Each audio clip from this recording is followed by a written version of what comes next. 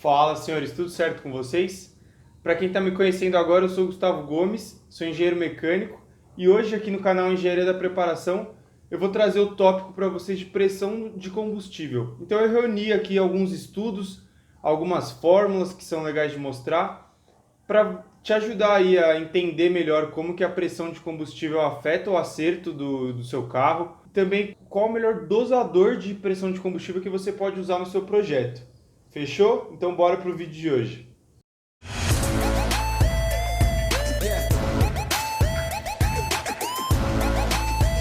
Galera, o vídeo de hoje vai ser aqueles mais técnicos, exatamente do formato que eu gosto de fazer. E eu vou explicar para vocês alguns conceitos aqui sobre pressão de combustível, vou explicar os tipos de dosador.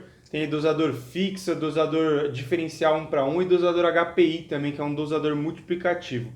Então eu vou passando um por um esses tópicos e vou finalizar aí fazendo alguns cálculos, mostrando para vocês tanto os efeitos positivos de aumentar a pressão de combustível, quanto os efeitos negativos que também existem. Beleza? Então vamos começar aqui, ó, o primeiro tópico que eu separei, que é o conceito fundamental para vocês entenderem, é o conceito de pressão diferencial de combustível.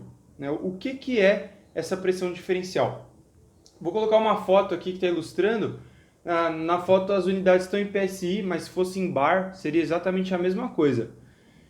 Qualquer escoamento, quando a gente estuda a mecânica dos fluidos, qualquer escoamento, se você tem um tubo, um cano, e está fluindo água por dentro desse cano, o que vai mandar na vazão de água é a pressão diferencial. Não é a pressão absoluta, não é a pressão fixa, é a pressão diferencial. E o que é essa pressão diferencial?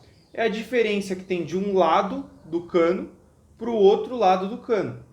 Então, galera, igual que está no desenho, para você ter uma pressão diferencial de 45 PSI, isso significa que um lado subtraído do outro dá 45 PSI. Então, aqui nesse caso do exemplo, você tem 55 PSI na pressão de combustível ali na linha, do lado de cima do injetor, né? E do lado de baixo você tem 10 PSI. Fazendo a diferença, 55 menos 10, 45 PSI. É exatamente isso que é importante para a vazão do injetor.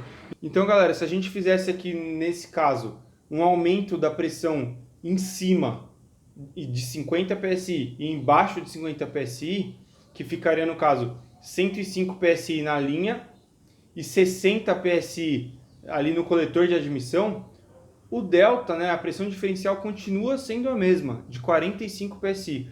Então, é por isso que é muito legal você trabalhar com um dosador de pressão diferencial de combustível com a relação 1 para 1, porque ele mantém essa pressão diferencial constante. E isso que é importante para a vazão, né, do injetor, para que o injetor tenha um comportamento igual em todas as pressões ali no coletor de admissão. Antigamente os carros eram aspirados, a maioria dos carros eram aspirados, hoje em dia a gente está já com a maioria dos carros turbo. Então antigamente usava-se uma pressão de combustível fixa na linha. Eu separei aqui para vocês, ó, um dosador de pressão fixa, só para mostrar, né, que é de um Honda 92, vou colocar a foto aqui, e é um dosador que mantém a pressão fixa o tempo todo em 3 bar de combustível. Então, o que acontece? Por ele manter fixa, na lenta, a pressão diferencial fica mais alta do que quando você está de pé no fundo. E aí o que acontece, né? Se você tiver 3 bar, 3 bar com referência atmosférica. Então, se você, quando estiver de pé no fundo, vai ter 3 bar de pressão diferencial. Quando você estiver na lenta, se o seu carro fizer menos 0,5 ali de vácuo na lenta, a pressão diferencial na lenta vai ser não 3 bar, mas sim 3,5. Então aqui já começa a acontecer aquele problema que eu falei para vocês, que 1 milissegundo na lenta não injeta a mesma coisa do que 1 milissegundo de pé no fundo. Aí, galera, só para deixar mais claro o que eu falei para vocês ali sobre mudar a pressão na lenta, mudar a vazão do injetor, eu vou abrir aqui no software da Feotec. Então esse daqui é o mapa do Daniel, do Fusca 1.8, que eu acertei no canal. Se você quiser ver depois o acerto desse Fusca, é um Fusca aspiradão com motor 1.8. Clica aqui em cima e assiste. Mas ó, vamos supor que na lenta o carro tem menos meio, né, ele cai aqui nessa faixa de MAP que eu falei para vocês. Se a pressão de combustível for fixa, na lenta ele vai ter uma pressão diferencial de 3,5 bar, que é o que eu expliquei. E a 3,5 bar, o injetor tem uma vazão maior do que a 3 bar, que vai ser o que ele vai ter de pressão diferencial aqui em zero, de pé no fundo, né? O carro é aspirado. E o que isso vai representar na prática? Que quando a gente tiver, por exemplo, 5 milissegundos de injeção, na lenta, a 3,5 bar, esses 5 milissegundos injetam mais combustível do que de pé no fundo, que ele vai estar a 3 bar de pressão diferencial. Então, acaba que o mapa fica um pouquinho deformado por essa não linearidade, né, pela pressão diferencial não se manter constante. Então, você vai ler 10 milissegundos aqui, 10 milissegundos aqui, mas esses mesmos 10 milissegundos que eu estou falando, que é do tempo de injeção, né, do mapa, ele vai ter uma vazão diferente, porque o injetor está em pressões diferenciais diferentes. Então, mostrei aqui só para deixar um pouquinho mais claro na prática o que vai acontecer, né? Fechou? Espero que vocês tenham entendido. Se não, deixa nos comentários qualquer dúvida também, que depois eu respondo. Vou voltar aqui para o vídeo. Porque a pressão diferencial do injetor variou, entendeu? Mesmo que a pressão de combustível é fixa, não é só ela que manda. A pressão no coletor de admissão também manda para essa vazão. Um exemplo bom que eu posso dar para vocês aqui é de um professor meu da Unicamp, que ele tem um Gol turbo, um Gol quadrado turbo Twin Charger, turbo e supercharger, e usava a pressão de linha fixa em 3 bar de combustível, né? O que aconteceu? Um dia ele passou de 3 bar de turbo, que o pessoal passa mesmo nos AP. Só que aí quando ele tinha, por exemplo, 3,5 bar de pressão de turbo e 3 bar na linha, na hora que o injetor abriu, em vez do combustível sair e ir para o coletor de admissão, o injetor abriu e a pressão no coletor era maior que na linha. Então entrou ar para dentro do injetor. Então, se você tem um carro turbo, é fundamental usar um dosador de pressão diferencial, né? Um dosador 1 para 1 aí, que não deforma o seu mapa de combustível. E galera, desses dosadores diferenciais, o que o pessoal mais usa é esse aqui que eu estou mostrando para vocês, que é um dosador que foi projetado aí para uma montadora, utilizado durante muitos anos. É o dosador que saiu no Tempra Turbo. E aí a diferença é o seguinte, que para você ter a pressão diferencial referenciada ali ao coletor de admissão, nesse dosador entra uma mangueirinha com vácuo ou com a pressão positiva ligada no dosador. E essa mangueirinha ela fica fazendo a pressão da linha mudar. Então, na lenta, a pressão da linha diminui. Quando está de pé no fundo, a pressão na linha aumenta um pouco, para que aquela pressão diferencial que eu já expliquei para vocês se mantenha sempre a mesma. Um exemplo que eu posso dar, imagina, galera, aqueles carros de arrancada que usam 6 bar de pressão de turbo, né? Então, esse carro que usa 6 bar de pressão de turbo, imagina que ele trabalha com 4 bar de pressão diferencial. Então, na lenta, esse carro vai dar, por exemplo, 3,5 bar de pressão de linha. Menos meio de vácuo, a pressão diferencial fica 4 bar. Na hora que subir 6 bar de pressão de turbo, para manter essa pressão de 4 bar diferencial, na linha a pressão vai ter que subir para 10 bar. Vocês entenderam, pessoal? 10 bar na linha é muita pressão. Por isso que a maior parte dos carros de arrancada, assim, que tem muita performance, ou eles usam muitas bombas daquelas ligadas em série. Então a primeira bomba sobe 3 bar, a segunda bomba sobe mais 3, a outra bomba sobe mais 3. 3 bombas em série, que aí você consegue chegar em 9 bar, ou às vezes 10 bar, igual eu falei nesse exemplo, né?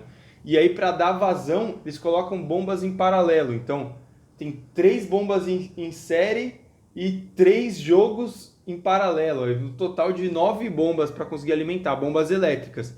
Para não ficar esse monte de bomba desse jeito, o pessoal já coloca uma bomba bem bruta, que é aquelas bombas mecânicas, que são presas ali na própria rotação do virabrequim. Aquela bomba tem muito fluxo e muita pressão. Aí não precisa desse infinidade de bombas elétricas aí. Então agora que eu já expliquei para vocês o conceito de pressão diferencial, mostrei dosadores de pressão diferencial, e o conceito de pressão fixa, mostrei também os dosadores, o que falta agora é a gente falar do dosador HPI, que ele é um dosador multiplicativo, né? Ele não segue aquela relação 1 para 1. Ele pode ter uma relação 2 para 1, 3 para 1, até 14 para 1, como no caso desse anúncio que eu vou mostrar para vocês. E para que serve esse dosador? Ele serve principalmente para montar carro turbo na injeção original. Que a injeção original ela não faz o mapa de combustível da parte turbo, então o dosador atua na pressão de combustível e na hora que ele sobe muito a pressão, ele deforma o mapa. É aquilo que eu expliquei para vocês. A ECU vai abrir 1 milissegundo achando que vai ter uma vazão a 3 bar, mas a vazão agora vai ser de 6 bar de pressão. Então, ele deforma aquele mapa de combustível que você vê, né? Vai sair muito mais combustível do que você está esperando. E para que serve isso? Justamente porque o mapa não tem uma zona de turbo ali, numa injeção original de carro aspirado, e agora com o dosador HPI você quer alimentar. Então, por exemplo, você vai usar 1 bar de pressão de turbo. O seu carro original trabalhava com 3 bar de pressão na linha. Então você vem, regula o HPI para ficar com 3 bar de pressão inicial. E na hora que vier 1 bar de pressão de turbo, ele vai trabalhar com uma relação, por exemplo, de 3 para 1. Então ele vai multiplicar 3 vezes esse 1 bar de pressão que entrou, né? Então a pressão inicial dele é 3 bar, na hora que vier 1 bar de turbo, ele vai para 6 bar. Né? Para cada 1 bar que subir de turbo, ele sobe 3 na pressão. Então se você usar 2 bar, ele vai subir 6 bar, entendeu? Ele é um dosador multiplicativo e funciona legal para a galera que não quer sair da injeção original, quer montar um kitzinho turbo básico, é um dosador legal, já ajuda muito no acerto do carro. Mesmo, inclusive, galera, eu estou fazendo o acerto de um Astra Turbo forjado na injeção original via remap. Deu bastante trabalho ainda, o carro está em andamento, mas daqui a um tempo vai sair o vídeo aí para vocês. Então, não esquece de se inscrever, dar um like aqui nesse vídeo. E se você quiser mais detalhes sobre o dosador HPI, nesse vídeo do Astra, eu vou explicar certinho como ajustar, como é que funciona o dosador HPI. Beleza? Agora que vocês já entenderam os 3 tipos de dosador que você pode usar, vou falar para vocês os efeitos de aumentar a pressão de combustível. Primeiro, os efeitos positivos, né?